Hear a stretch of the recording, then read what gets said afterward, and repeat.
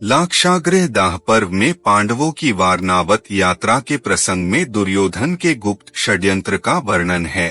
उसका पांडवों के पास कूटनीतिज्ञ पुरोचन को भेजने का भी प्रसंग है। मार्ग में विदुर जी ने बुद्धिमान युधिष्ठिर के हित के लिए म्लेच्छ भाषा में जो हितोपदेश किया, उसका भी वर्णन है। फिर विदुर की बात मानकर सुरंग खुदवाने का कार्य आरंभ किया गया। उसी लाक्षागृह में 5 पुत्रों के साथ सोती हुई एक भीलनी और पुरोचन भी जल मरे। यह सब कथा कही गई है। हिडिंबवध पर्व में घोर वन के मार्ग से यात्रा करते समय पांडवों को हिडिंबा के दर्शन, महाबली भीमसेन के द्वारा हिडिंबासुर के वध तथा घटोत्कच के जन्म की कथा कही गई है। अमित तेजस्वी महर्षि व्यास का पांडवों से मिलना और उनकी आज्ञा से एक चक्रा नगरी में ब्राह्मण के घर पांडवों के गुप्त निवास का वर्णन है। वही रहते समय उन्होंने बकासुर का वध किया, जिससे नागरिकों को बड़ा भारी आश्चर्य हुआ। इसके अनंतर कृष्णा द्रौपदी और उसके भाई धृष्टद्युम्न की उत्पत्ति का वर्णन है। जब पांडवों को ब्राह्मण के मुख से यह संवाद मिला, तब वे महर्षि व्यास की आज्ञा से द्रौपदी की प्राप्ति के लिए कौतूहल पूर्ण चित्त से स्वयंवर देखने पांचाल देश के ओर चल पड़े। चैत्ररथ पर्व में गंगा के तट पर अर्जुन ने अंगारपर्ण गंधर्व को जीतकर उससे मित्रता कर ली और उसी के मुख से तप्ती, वशिष्ठ और औरव के उत्तम आख्यान सुने। फिर अर्जुन ने वहां से अपने सभी भाइयों के साथ पांचाल की ओर यात्रा की। तदंतर अर्जुन ने पांचाल नगर के बड़े बड़े राजाओं से भरी सभा में लक्ष्यवेध करके द्रौपदी को प्राप्त किया। यह कथा भी इसी पर्व में है। वहीं भीमसेन और अर्जुन ने रणांगण में युद्ध के लिए सन्नद्ध क्रोधांध राजाओं को तथा शल्य और कर्ण को भी अपने पराक्रम से पराजित कर दिया। महामती बलराम एवं भगवान श्री कृष्ण ने जब भीमसेन एवं अर्जुन के अपरिमित और अतिमानुष बल वीर्य को देखा, तब उन्हें यह शंका हुई कि कहीं ये पांडव तो नहीं हैं। फिर वे दोनों उनसे मिलने के लिए कुम्हार के घर आए। इसके पश्चात द्रुपद ने 5 पांडवों की एक ही स्त्री कैसे हो सकती है, इस संबंध में विचार विमर्श किया। इस वैवाहिक पर्व में 5 इंद्रों का अद्भुत उपाख्यान और द्रौपदी के देवविहित तथा मनुष्य परंपरा के विपरीत विवाह का वर्णन हुआ है। इसके बाद धृतराष्ट्र ने पांडवों के पास विदुर जी को भेजा है। विदुर जी पांडवों से मिले हैं तथा उन्हें श्री कृष्ण का दर्शन हुआ। इसके पश्चात धृतराष्ट्र का पांडवों को आधा राज्य देना, इंद्रप्रस्थ में पांडवों का निवास करना एवं नारद जी की आज्ञा से द्रौपदी के पास आने जाने के संबंध में समय निर्धारण आदि विषयों का वर्णन है। इसी प्रसंग में सुंद और उपसुंद के उपाख्यान का भी वर्णन है। तदंतर एक दिन धर्मराज युधिष्ठिर द्रौपदी के साथ बैठे हुए थे। अर्जुन ने ब्राह्मण के लिए नियम तोड़कर वहां प्रवेश किया और अपने आयुध लेकर ब्राह्मण की वस्तु उसे प्राप्त करा दी और दृढ़ निश्चय करके वीरता के साथ मर्यादा पालन के लिए वन में चले गए। इसी प्रसंग में यह कथा भी कही गई है कि वनवास के अवसर पर मार्ग में ही अर्जुन और उलूपी का मेल मिलाप हो गया। तत्पश्चात यह बताया गया है कि द्वारका में सुभद्रा और अर्जुन परस्पर एक दूसरे पर आसक्त हो गए। उसके बाद श्री कृष्ण की अनुमति से अर्जुन ने सुभद्रा को हर लिया। तदंतर देवकी नंदन भगवान श्री कृष्ण के उपहार लेकर पांडवों के पास पहुंचने की और सुभद्रा के गर्भ से परम तेजस्वी वीर बालक अभिमन्यु के जन्म की कथा है। इसके पश्चात द्रौपदी के पुत्रों की उत्पत्ति की कथा है।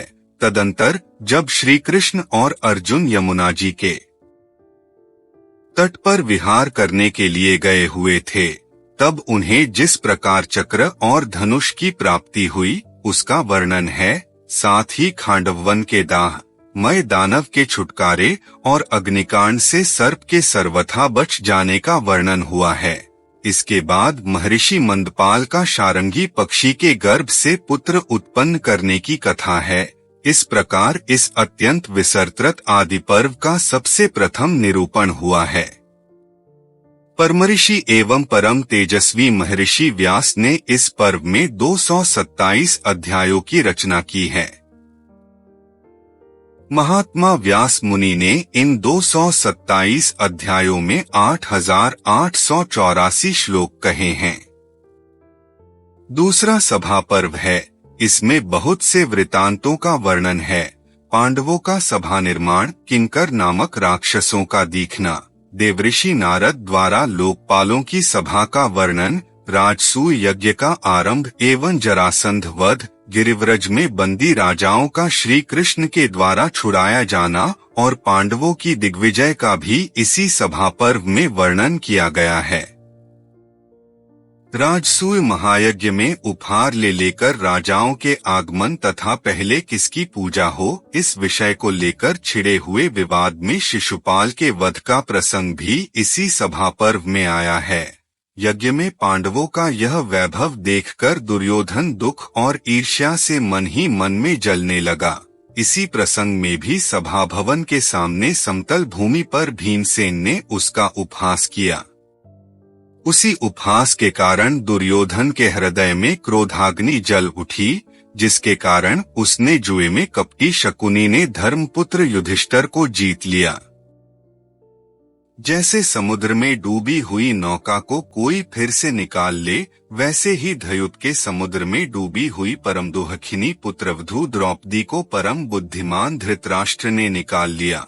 जब राजा दुर्योधन को जुए की विपत्ति से पांडवों के बच जाने का समाचार मिला, तब उसने पुनः उन्हें पिता से आग्रह करके जुए के लिए बुलवाया। दुर्योधन ने उन्हें जुए में जीतकर वनवास के लिए भेज दिया। महर्षि व्यास ने सभा पर्व में यही सब कथा कही है। श्रेष्ठ ब्राह्मणों, इस पर्व में अध्यायों की संख्या 78 है और श्लोकों के संख्या 2511 बताई गई है। इसके पश्चात महत्वपूर्ण वन पर्व का आरंभ होता है। जिस समय महात्मा पांडव वनवास के लिए यात्रा कर रहे थे, उस समय बहुत से पूर्ववासी लोग बुद्धिमान धर्मराज युधिष्ठिर के पीछे पीछे चलने लगे। महात्मा युधिष्ठिर ने पहले अनुयायी ब्राह्मणों के भरण पोषण के लिए अन्न और औषधियां प्राप्त करने के उद्देश्य से सूर्य भगवान की आराधना की। महर्षि धौम्य के उपदेश से उन्हें सूर्य भगवान की कृपा प्राप्त हुई और अक्षय अन्न का पात्र मिला। उधर विदुरजी धृतराष्ट्र को हितकारी उपदेश कर रहे थे, परंतु धृतराष्ट्र ने उनका परित्याग कर दिया। धृतराष्ट्र के परित्याग पर विदुरजी पांडवों के पास चले गए और फिर धृतराष्ट्र का आदेश प्राप्त होने पर उनके पास लौट आए। धृतराष्ट्र नंदन दुर्मति दुर्योधन ने कर्ण के प्रोत्साहन से वनवासी पांडवों को मार डालने का विचार किया। दुर्योधन के इस दूषित भाव को जानकर महर्षि व्यास झटपट वहां आ पहुंचे और उन्होंने दुर्योधन की यात्रा का निषेध कर दिया।